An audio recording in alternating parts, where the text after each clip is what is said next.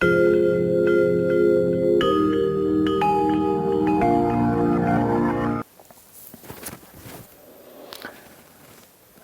Hardians, students, parents and staff members, a warm namaskaram to all of you.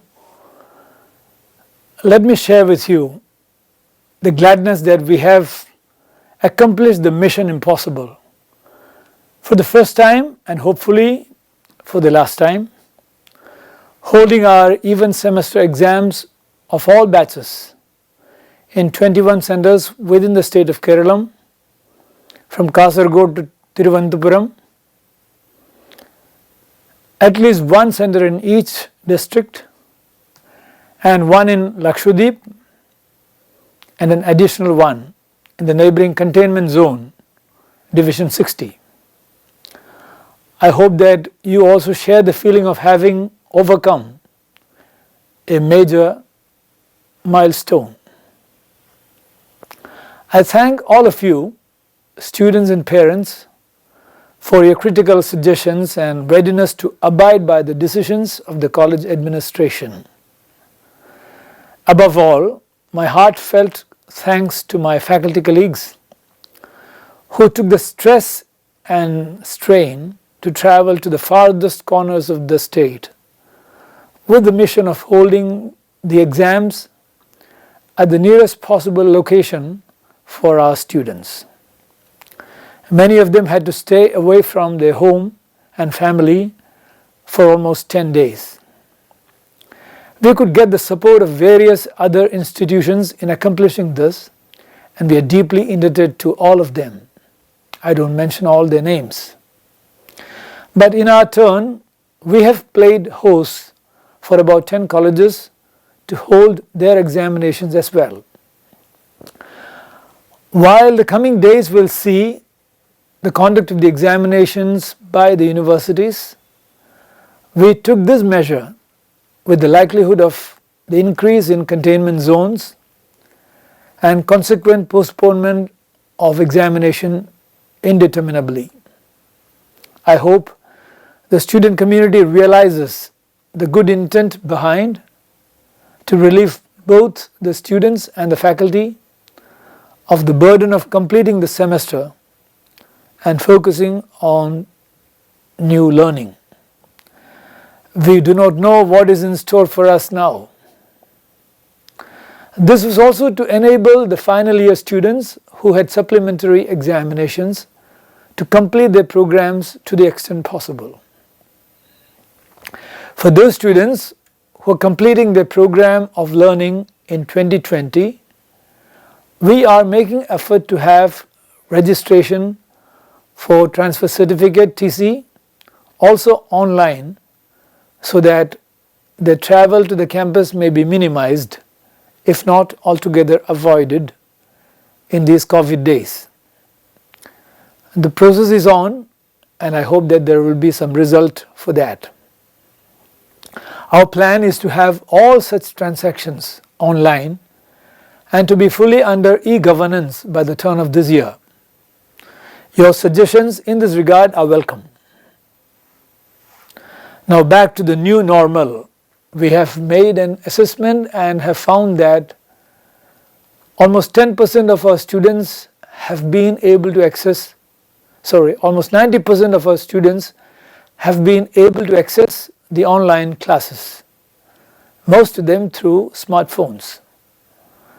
Now the question of reconciling the restrictions of the use of phone on the campus and utilizing them for learning remains.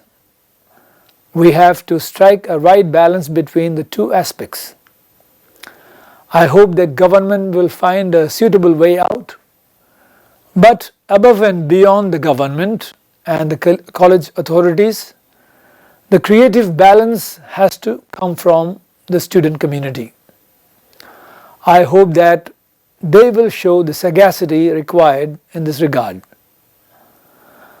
Regarding attendance, while the Department of Higher Education has asked the colleges to keep track of students' attendance and has stipulated that 5 hours from 8:30 a.m. be engaged in online classes, we have received feedback that the students are a bit too taxed with the continuous 5-hour inputs. I hope that number one, all of you make efforts to be present online as scheduled. Number two, in case you have certain difficulties, connectivity, tiredness, etc., and require some exceptions, let your course teacher know that by way of some valid communication to him or her. Number three, the Moodle platform we have begun to employ provides for lessons to be learned at your pace, and your visit to the platform and the completion of the exercises would also be taken into account when the attendance issue is tackled. By the way, Moodle, the learning management system we have begun to use, stands for Modular Object-Oriented Dynamic Learning Environment. It's an acronym. Number four, the new system in fact spruces up our higher education system by insisting on learner preparation for classes, which had been thoroughly missing in our method of learning so far. I hope that this is taken as an opportunity to bring in that rigor into our academic atmosphere. The platform may become a standard for our future learning even after we resume our regular mode of learning. As of now, we hope that we will focus on completing the theory sessions of all courses and wait for the practicals for a suitable time to come. In case you have any sort of anxiety regarding any of these things, I suggest you share the same without hesitation with your mentor, your class teacher, your HOD, whomsoever you feel comfortable with, or with a campus counselor or student development officer. The college will make every effort to address your issues. As we enter into a new week of learning, I hope you will try to relish the difference and also find newer ways of enriching it by your skills of innovation and improvisation, and share the same for the benefit of all. I am sure that perhaps some of you could become supplementary teachers by making use of your skills and enhancing peer learning, as is said in the ancient dictum, Padam Sahabrahmacharyabhyaha, 1 quarter through fellow learners. Next Sunday, the world is celebrating Yoga Day, with our nation with the system of integrated physical, spiritual, psychological and social integration, integrated health as its national heritage. We are in the lead. I encourage all of you to make use of COVID days as an opportunity to get acquainted with yoga as a system and make it your way of life, so that we are an integral part of Fit India. At our level, our yoga teacher, Ms. Chetana, will be introducing a session on yoga for building immunity. It will be available online. We have also introduced an add-on course and an open course in yoga. The latter is pending approval by the university. Lastly for the week, it is indeed Dil Ki Baat, matter of heart. Not any Dil, but the Param Pavitra Dil, the most sacred heart of Jesus. The Catholic Church celebrates the Feast of the Sacred Heart, symbolic of God's caring love for the people and the planet. It falls on next Friday, June 19th. It is called the titular feast of the college. Earlier times, it used to be a local holiday declared by an act of the principal. Nowadays, we celebrate it being on the campus itself. As I have shared with you, Heartians, our name Sacred Heart is the fundamental challenge and learning outcome for all of us.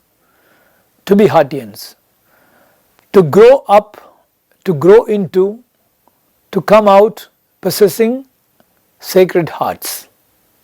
That each of us is daily transformed and refined into sacred hearts with unlimited space for all, friends and foes, planet and people, thought and dream, change and stability, to be with hearts open to receive others, other views and new things, and transparent hearts with less and less to hide. Interestingly, on 18th, the world is celebrating Gastronomy Day, and we, the few who are bound to be on the campus, have decided to combine the Feast of Sacred Heart with some gastronomic insights by organizing a potluck party, surely abiding by the COVID protocol. I hope within the restrictions we will be able to celebrate the spirit of the heart in harmony with the fire in the belly. May the Sacred Heart of Jesus bless all of us and the whole world. May there be peace the world all over. Let us pray with the ancient prayer.